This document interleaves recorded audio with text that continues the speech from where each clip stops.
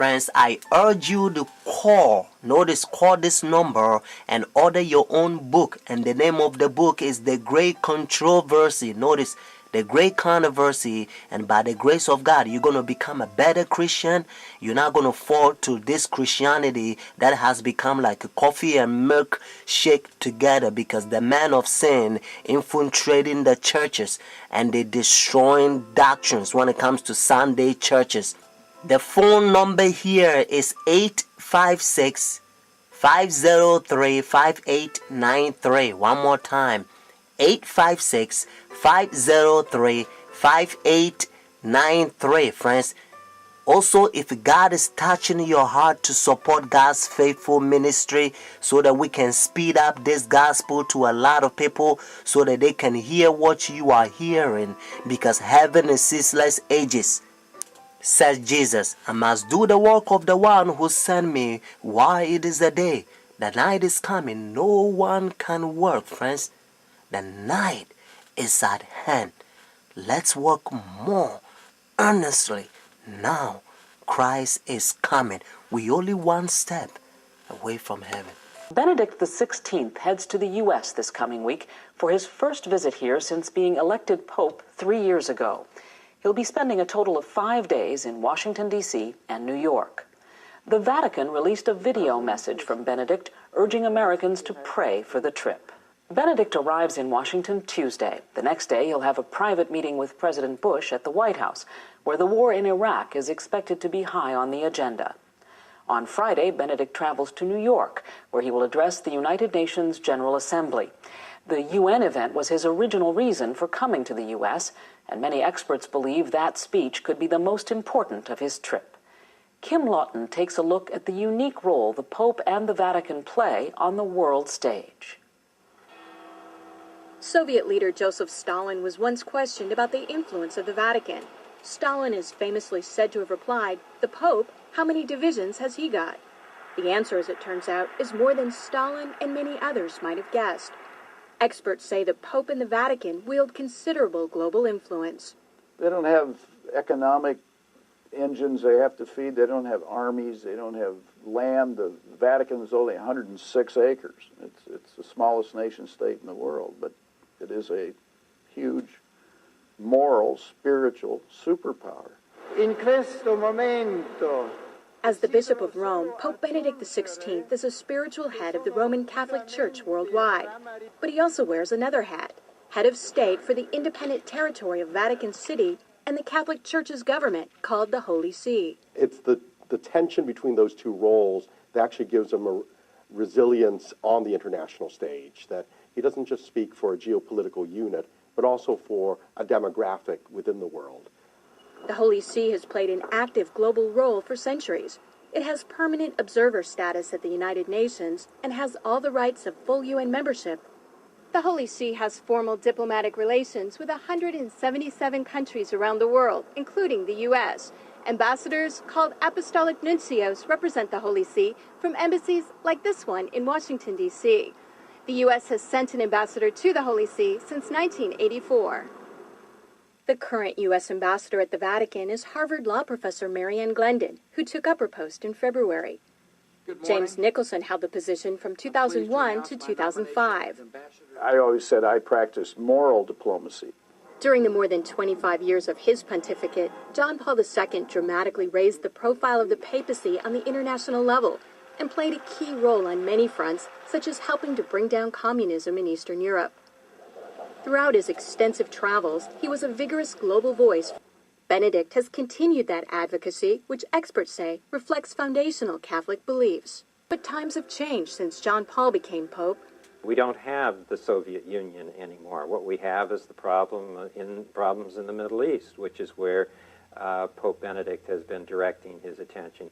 The personalities have also changed. Whereas John Paul, if you look at the entire pontificate, was very much outwardly oriented toward the church and the world. During a visit to Turkey, Benedict made a high-profile visit to a mosque. On the one hand, a great deal of setback and dialogue certainly occurred. On the other hand, after the initial setback, a number of moderate Muslim scholars actually wrote to the Pope, 138 of them, and said, Well, we have some differences clearly, but now that they're highlighted, maybe we should engage in a dialogue. And so a process of dialogue has begun.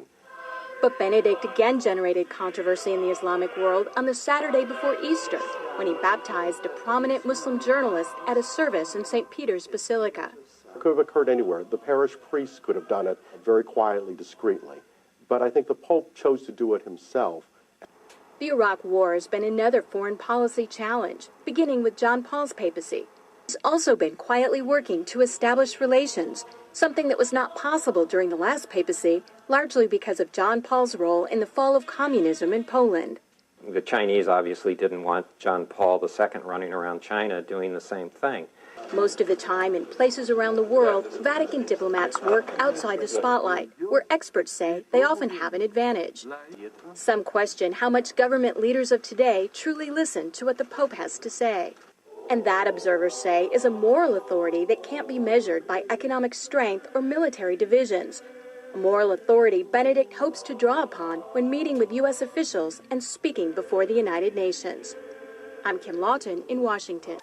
Friends, a lot of good Christians in Roman Catholic Church, notice Catholic Church, but unfortunate because they don't understand the history of their church.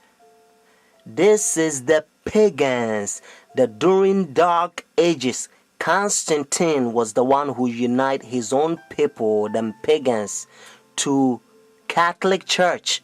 And when they unite in the church, because, there was statue worshippers, idols. So when they brought their idols, notice statues in Roman Catholic Church, they began to name them. Instead of Jupiter, they call it Peter. And it's so sad that they give them a lot of Christian names. And they bow down, sometimes they kiss, they worship. But to change the name, that doesn't mean the idol is changed.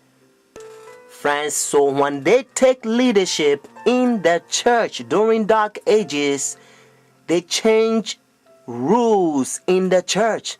And they come up with a lot of traditions because they can't go by Bible rules. Because like I said, there was pagans. According to Ten Commandments, you don't have to bow down images and statues. If you look Roman Catholic Church, the 10 commandment, the second commandment that talks about images, they remove that. And then the 10th commandment, they split in two. Notice, and then they put one in the second one. There's a lot of things that they did. And one of the things that they also did, they persecute a lot of Christians that they protest against their paganism and their traditions. Protestants, Sunday churches, they persecute them, a lot of them. So that's why their forefathers, they ran from persecution and they came to United States and they find free land. So now we're going to go to Revelation chapter 13 and you're going to learn a beautiful Bible prophecy that you probably never heard it before. Revelation chapter 13 has two beasts. Notice, the first beast is Roman Catholic Church, and then the second beast is United States. In verse 11 and 18, they unite with Roman Catholic Church. Let's find out who gave the power to Roman Catholic Church. Notice Revelation chapter 13 verse 4 says, so they worship the dragon who gave authority to the beast, and they worship the beast, saying, who's like the beast, who is able to make war with him. Friends, according to Revelation chapter 13, we know that the dragon gave the authority, the power to this beast. And according to Revelation chapter 12 verse 9, the Bible helps us to understand that the dragon is the old serpent called the devil and Satan.